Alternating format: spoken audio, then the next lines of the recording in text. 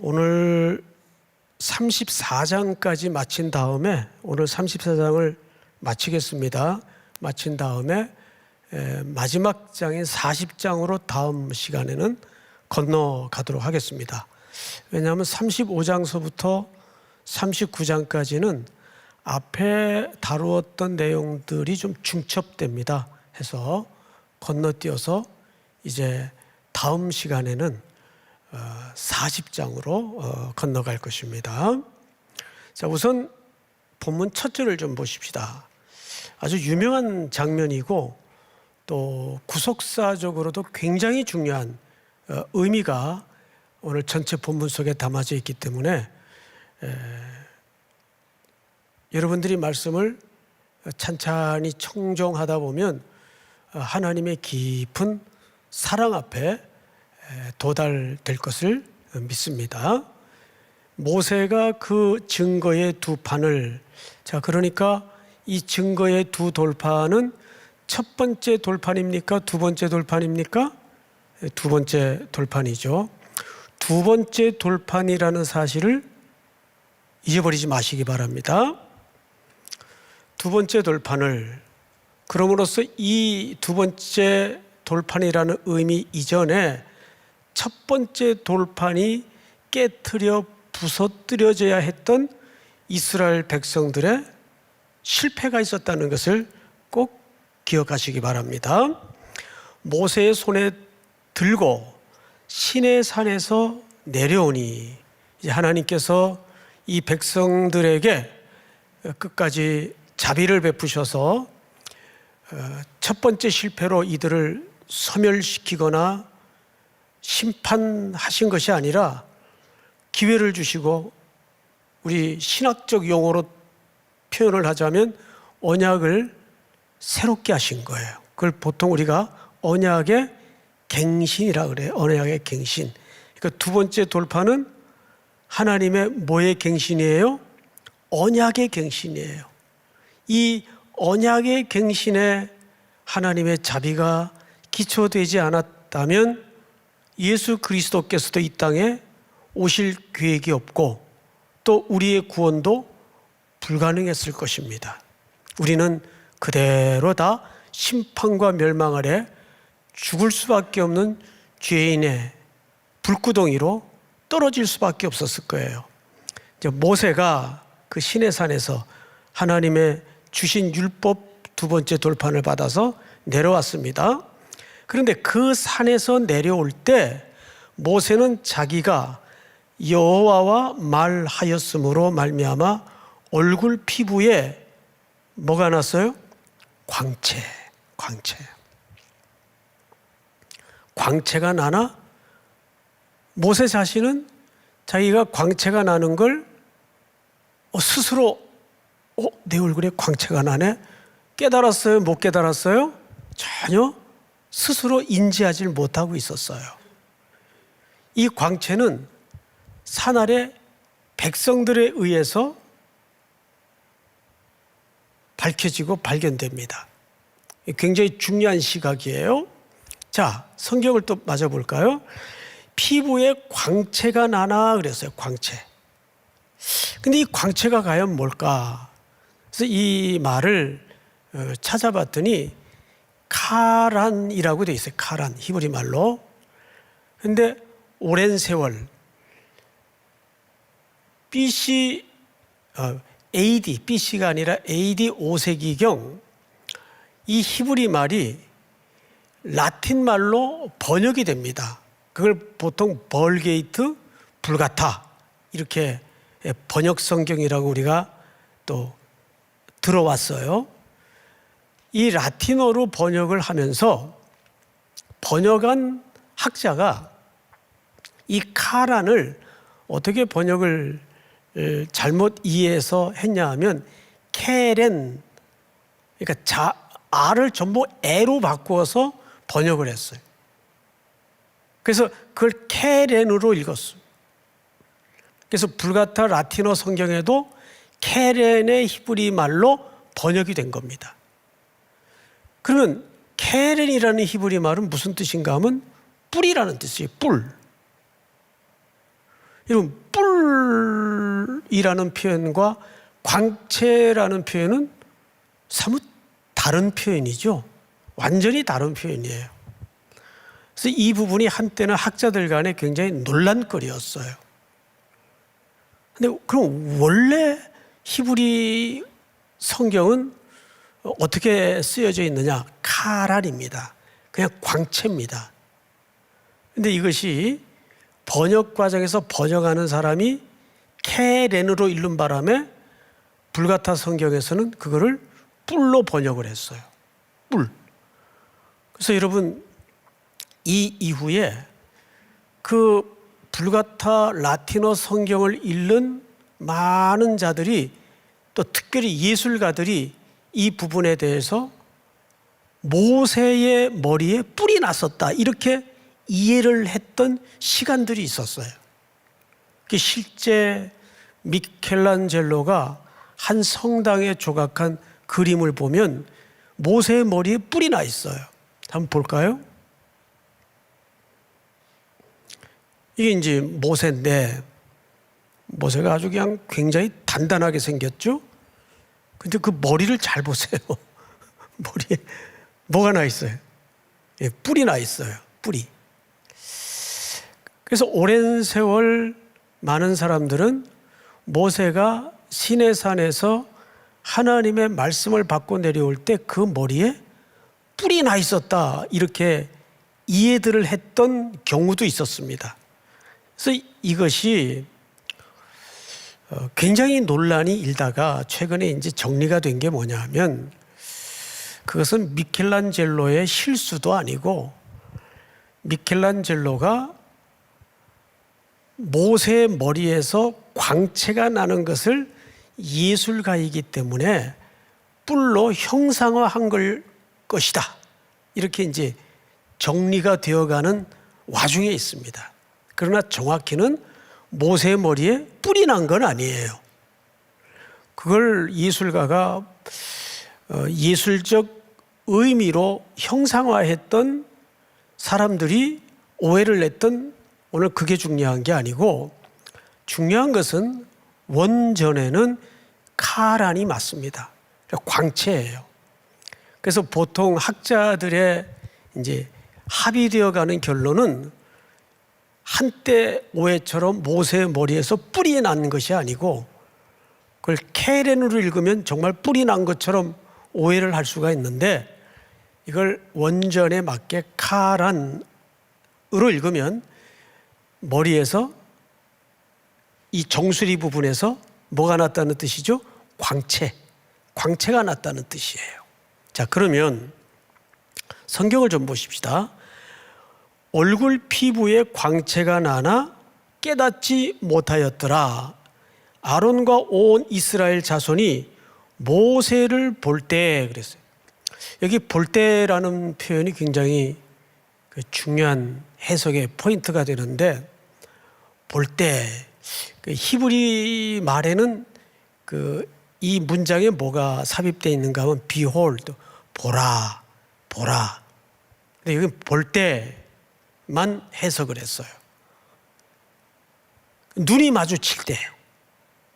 다시 보세요. 아론이 제일 먼저 나오죠. 이스라엘 자손이 모세를 볼 때 모세의 얼굴 피부에 광채가 남을 보고 그에게 가까이 하기를 어떻게 했다? 두려워했다. 이때 이미 요즘은 사회적 거리를 하지만 영적인 거리가 있었어요. 이때. 근데 여기서 두려워했다는 말은 중의적 성격이 있습니다. 왜 두려워했을까요?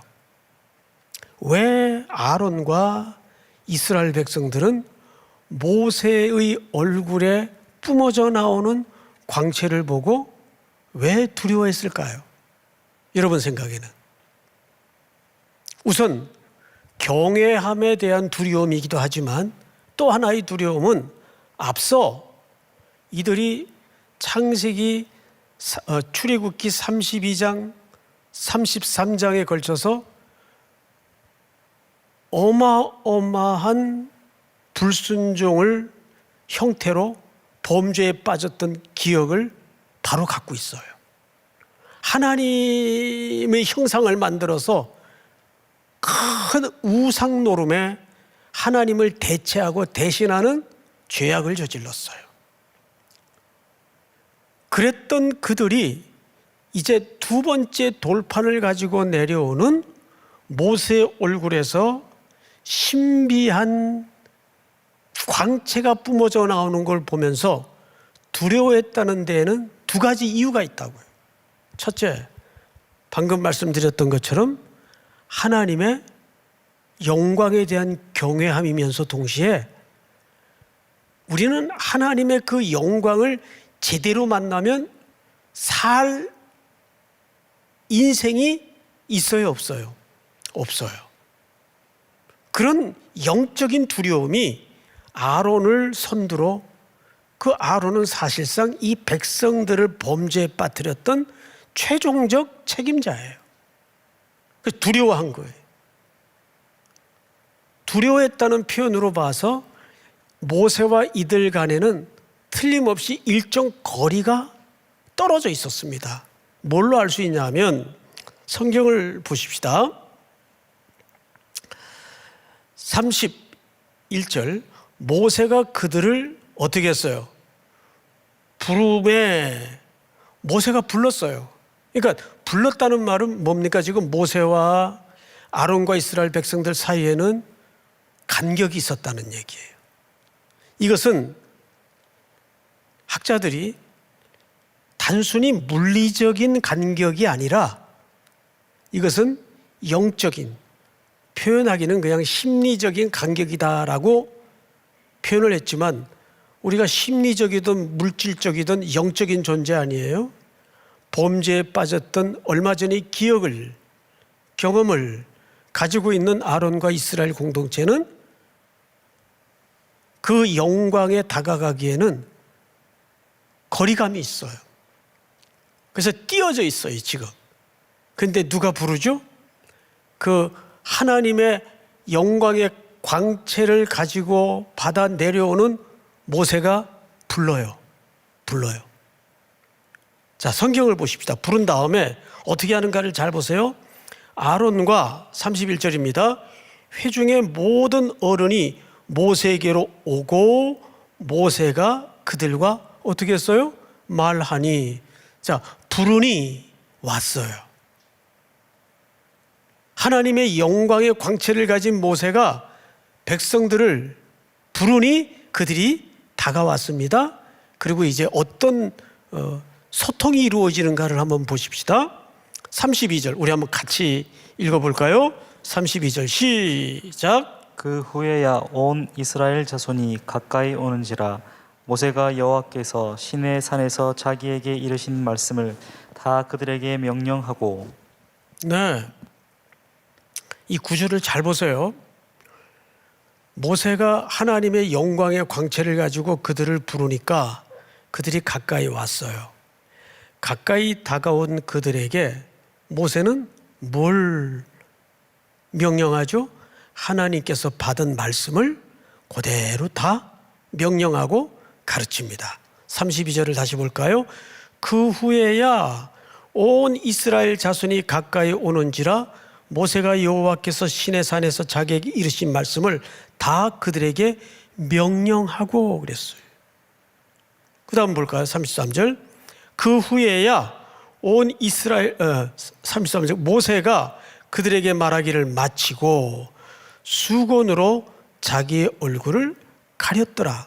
자, 여기에서 마치고라는 표현은 이제 모든 게 종료되었다라는 말이 아니라 정기적으로 이 말씀을 전하고 가르쳤다라는 한 매듭을 얘기합니다.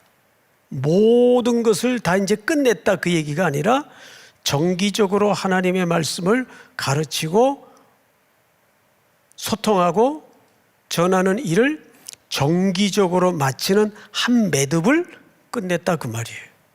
자, 그리고 또 보십시다.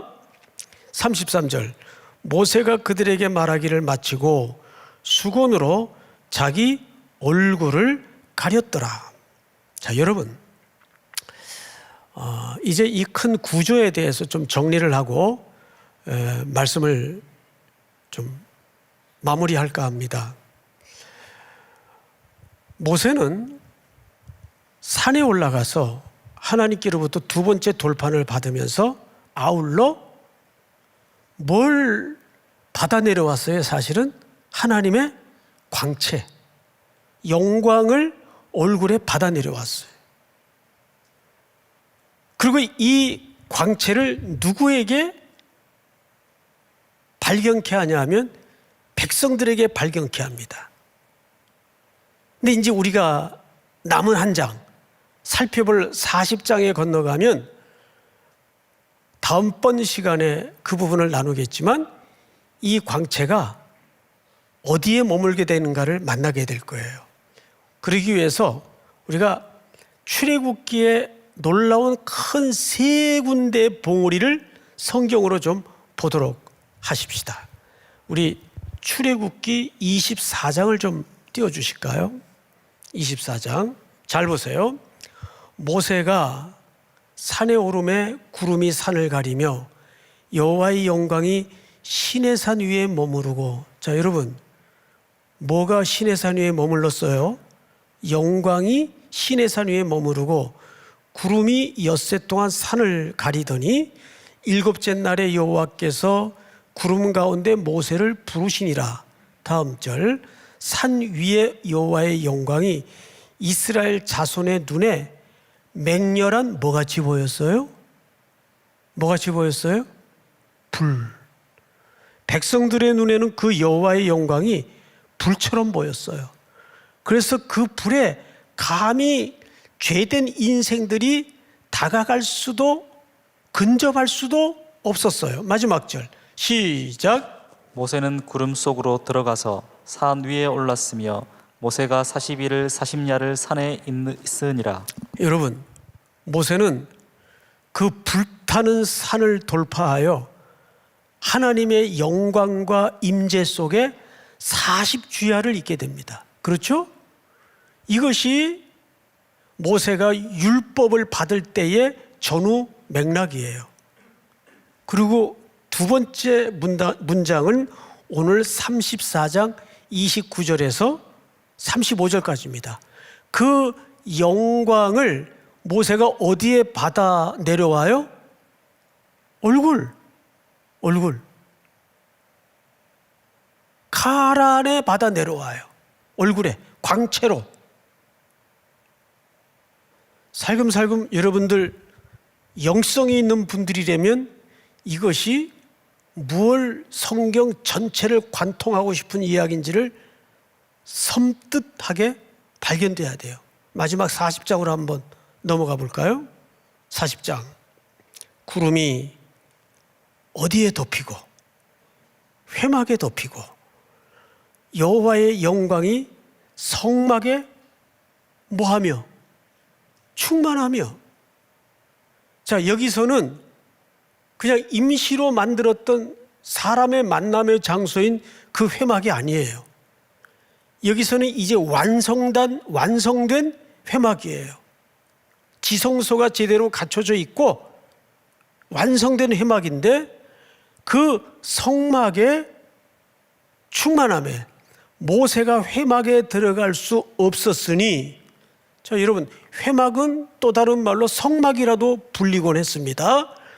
모세가 회막에 들어갈 수 없었으니 이는 구름이 회막 위에 덮이고 여호와의 영광이 또 어디에 충만함이라? 성막의 충만함이었으며. 다음 절 시작. 구름이 성막 위에서 떠오를 때에는 이스라엘 자손이 그 모든 행진하는 길에 앞으로 나아갔고, 구름이 떠오르지 않을 때는 떠오르는 날까지 나아가지 아니하였으며. 다음 절 다 같이 시작. 낮에는 여호와의 구름이 성막 위에 있고 밤에는 불이 그 구름 가운데 있음을 이스라엘의 온 족속이 그 모든 행진하는 길에서 그들의 눈으로 보았더라. 아멘. 그들의 눈으로 보았더라. 무슨 얘기를 하는 겁니까? 그들이 지금 뭘 봤어요? 회막에 임재하시는 하나님의 영광을 본 거예요. 자, 여러분, 결국 이 구약의 긴 얘기는 누가 오셔서 우리 가운데 거하심을 예표하고 있는 그림이에요. 그리스도예요. 그리스도께서 하늘 영광 보좌를 버리시고 백성들 가운데 광채, 영광으로 내려오세요. 그러니까 모세는 사실상 누구의 예표를 맡은 그림이죠? 오실 그리스도의 예표를 맡은 그림이에요. 믿습니까? 그리고 그 예수 그리스도는 장막을 입으시고, 즉 육신을 입으시고 그 영광이 우리 가운데 거하심에, 할렐루야. 이것이 두 번째 돌판을 통해서, 아니 두 번째 아담이신 예수 그리스도께서 아담의 죄된 몸을 입으시고 이 땅에 회막 가운데 임재하셔서 우리 가운데 영광을 보이시고 귀 있는 자, 눈뜨임을, 은혜를 입은 자들에게는 그 영광의 실체를 만나게 하는 거예요. 자, 그런데 이것을, 결론입니다. 사도 바울은 어떻게 멋지게 설명했는가를 우리 마저 보도록 하고 말씀을 마치겠습니다. 고린도 후서를 한번 볼까요? 이 고린도 시대는 그레코 로만 시대예요. 헬레니즘의 문화가 익숙하던 시대란 말이에요. 너희는 우리로 말미암아 나타난 그리스도의 편지니, 누구 보고 한 얘기예요? 고린도 교회 성도들에게 한 얘기예요. 너희는 우리로 말미암아 나타난 그리스도의 편지니, 이는 먹으로 쓴 것이 아니요 오직 살아계신 하나님의 영으로 쓴 것이며, 또 돌판에 쓴 것이 아니요 오직 육의 마음판에 쓴 것이라. 헬레니즘의 시대를 살았던 사람들은 이 묘사가 어떤 뜻인지 다 이해를 했어요. 손으로 쓴 것도 아니고 돌에다가 새긴 것도 아니라 어디에다 썼다고요? 마음에. 이건 눈으로 보이는 실체는 아니잖아요. 우리 마음에 쓴 것이니, 자, 다음 절. 주는 영이시니 주의 영이 계신 곳에는 자유가 있느니라. 무리가 다 수건을 벗은 얼굴로 거울을 보는 것 같이 주의 영광을 보매.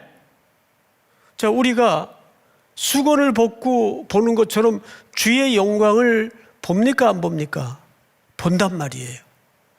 그런데 그 사람들이 그리스도의 영광을 반영한 광채로 이 세상에 선교적 사명을 가지고 있다고요.